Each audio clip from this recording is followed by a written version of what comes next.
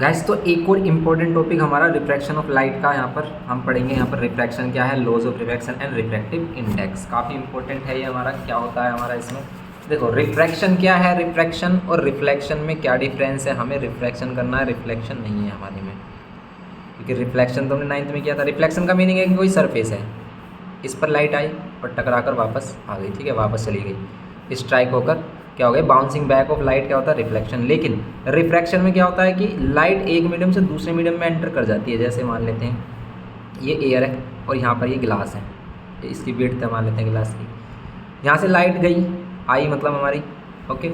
अब ये इसी मीडियम में से पास होके जाएगी, लेकिन जब वो एक मीडियम से दूसरे मीडियम में एंटर करती है ना, तो वो थोड़ा सा क्या हो जाती है, बैंड हो जाती है। क्यों हो जाती है वो थोड़ा सा बैंड हो जाती है? क्योंकि डिफरेंट मीडियम में लाइट की स्पीड डिफरेंट होती है, इसीलिए लाइट थोड़ी बैंड हो जाती है। वो बैंड किधर की तरफ होगी, देखो जिस पॉइंट पर इंसिडेंट ले मतलब इंसिडेंट रे जहाँ पर जिस पॉइंट पर क्या करती है, स्ट्राइक करती है, उसी पॉइंट को हम इंसिडेंस, पॉइंट ऑफ इंसिडेंस कहते हैं। और इसी पर अगर हम परपेंडिकुलर लाइन बनाते हैं एक, जिसे हम नॉर्मल कहते हैं, ठीक है, इसे हम नॉर्मल कहते हैं।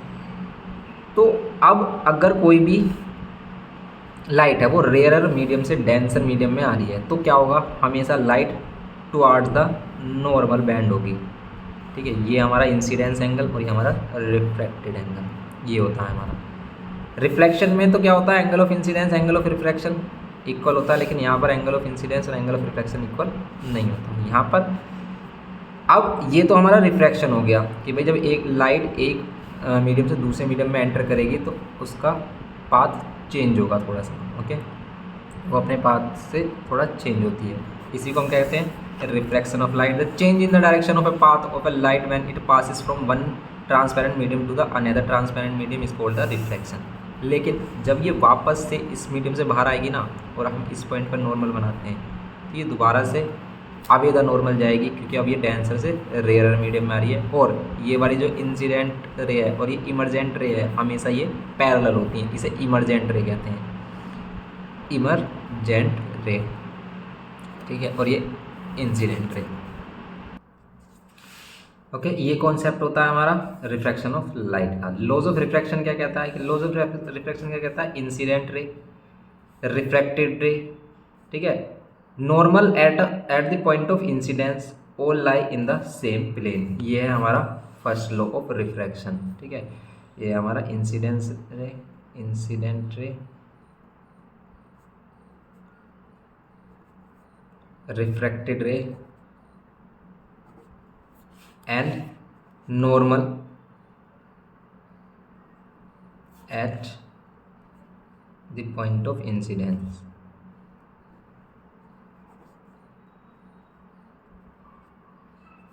और लाई इन द सेम प्लेन। ये सभी किस पे लाई करते हैं, एक ही प्लेन पर लाई करते हैं।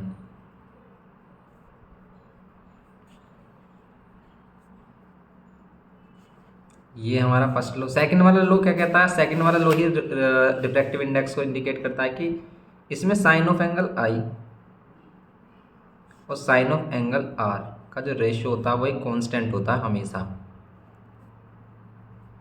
और ये जो कांस्टेंट वैल्यू है यही हमारा क्या है, रिफ्रैक्टिव इंडेक्स है। इसी को हम इस तरीके से म्यू से रिप्रेजेंट करते हैं। इसका मीनिंग है कि सेकंड वाले मीडियम का refractive index with respect to किसके, फर्स्ट वाले के, ठीक है। जैसे अगर हम एयर से किस में ले रहे हैं, ग्लास में रिफ्रैक्टिव इंडेक्स ले रहे थे, ग्लास का रिफ्रैक्टिव इंडेक्स निकलेगा यहाँ से, refractive index of glass with respect to air, air से ग्लास में जा रही है लाइट, ठीक है। एक तो ये फॉर्मूला ऐसे, अगर आपको एंगल पता है तब आप रिफ्रैक्टिव इंडेक्स निकाल सकते हो किसी भी मीडियम का, या फिर आपको स्पीड पता हो उसमें लाइट की, कि उस मीडियम में स्पीड ऑफ लाइट क्या होती है। अब देखो इसमें डिफरेंट डिफरेंट केस भी दे रखे हैं कि भाई इंसिडेंट एंगल और रिफ्रैक्टिव एंगल का केस भी दे रखा है अलग अलग। लेकिन अगर ये इंसिडेंट एंगल रिफ्रैक्टिव मतलब नॉर्मल पर लाई करने लगता है, तो इसमें क्या होता है, रिफ्रैक्शन नहीं होता, लाइन बिल्कुल सिंपली पास होकर चली जाती है।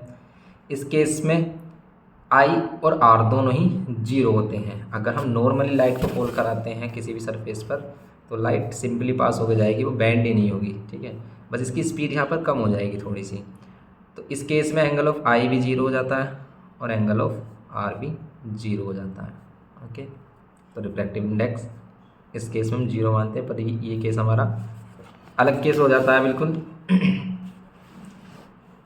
फिर अगर हम बात करते हैं इसमें रिफ्रैक्टिव इंडेक्स की, भाई रिफ्रैक्टिव इंडेक्स जो चल रहा है हमारा कि रिफ्रैक्टिव इंडेक्स, ये रहा हमारा रिफ्रैक्टिव इंडेक्स।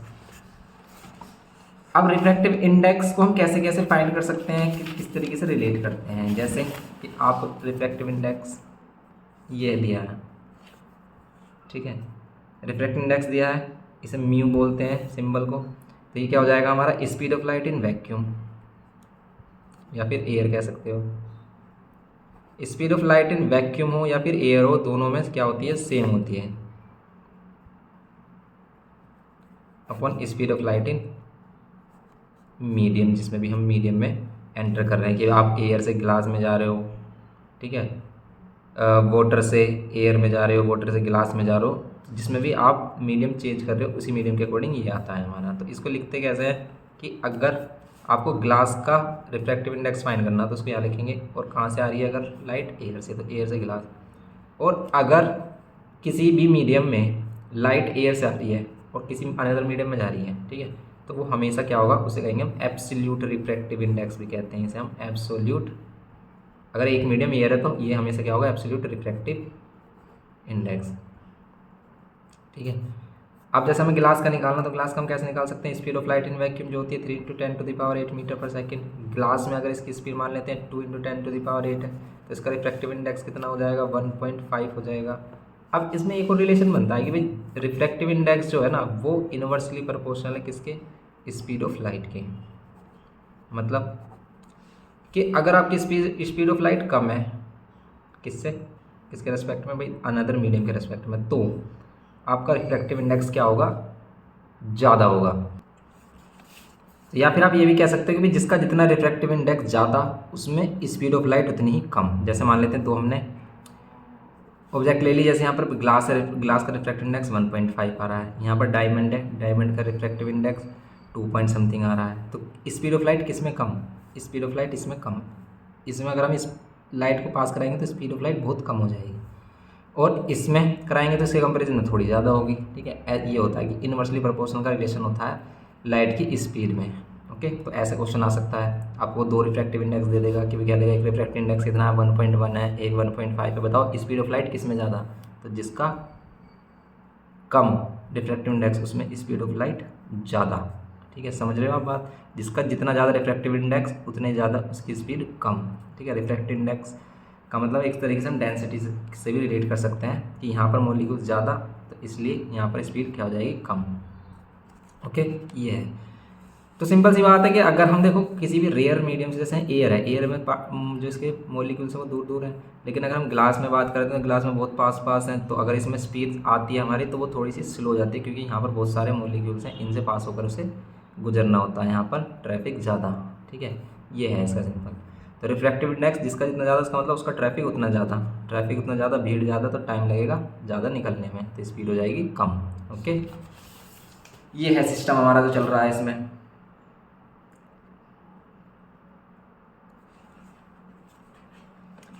अब अगर किसी भी रिफ्रैक्टिव इंडेक्स दे रखा है हमें, जैसे यहाँ पर है कि एयर से ग्लास का रिफ्रैक्टिव इंडेक्स दे रखा है, तो अगर हम इसका रेसिप्रोकल कर दें ना ग्लास से एयर में, तो इसका क्या हो जाएगा, चेंज कर देते अगर मीडियम को, तो क्या हो जाएगा, ये इसका रेसिप्रोकल हो जाएगा।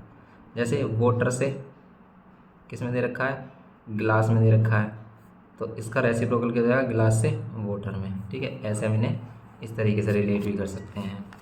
और क्या दे रखा है इसमें, ये चीज़ें हैं, न्यूमेरिकल आ जाते हैं डायरेक्ट इससे हमारे। इसको मतलब रिलेट कर रखा है किससे, लैम्डा की वेवलेंथ से, कि भाई लाइट की वेवलेंथ से अगर हम इसे रिलेट करते हैं, ओके।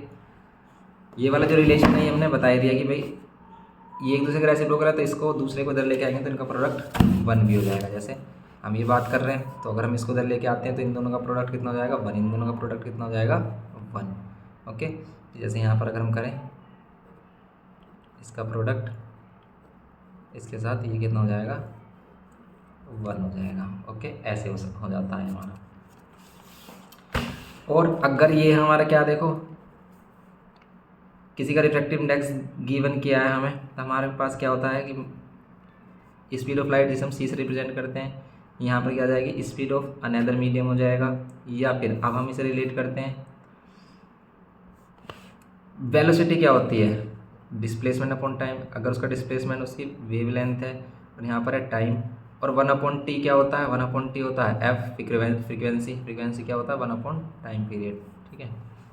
या फिर टाइम पीरियड क्या होता है 1/ फ्रीक्वेंसी होता है। तो ये एक रिलेशन होता है v equals to f lambda, या lambda equals to v upon f. F क्या है यहाँ पर, फ्रीक्वेंसी है, एफ यहाँ पर फ्रीक्वेंसी है, तो frequency equals to v upon lambda भी कह सकते हैं हम।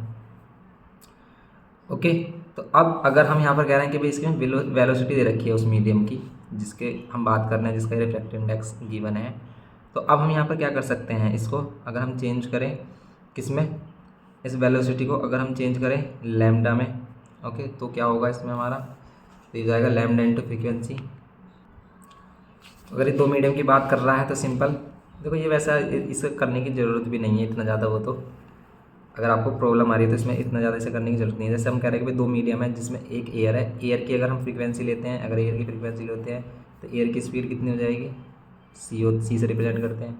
कोई दूसरा मीडियम देखते हैं, उसमें अगर फ्रीक्वेंसी हमारी सेम है तो क्या है, ये फ्रीक्वेंसी सेम रहेगी हमारी और इसकी स्पीड और इसका लैम्डा, इसका लैम्डा डैश हो जाता है। अगर हम इन दोनों को इक्वेट करते हैं तो क्या आता है, इन दोनों को इक्वेट करते हैं तो लैम्डा डैश किसके इक्वल आ रहा है हमारा, लैम्डा डैश ये आ रहा है वी या लैम्डा अपॉन सी। और देखो सी अपॉन वी क्या है, ठीक है, सी अपॉन वी क्या है, ये क्या है रिफ्रैक्टिव इंडेक्स है। तो आप अगर इसको इधर लेके आओगे तो सी अपॉन वी हो जाएगा, तो नीचे सी अपॉन वी हो जाएगा ये।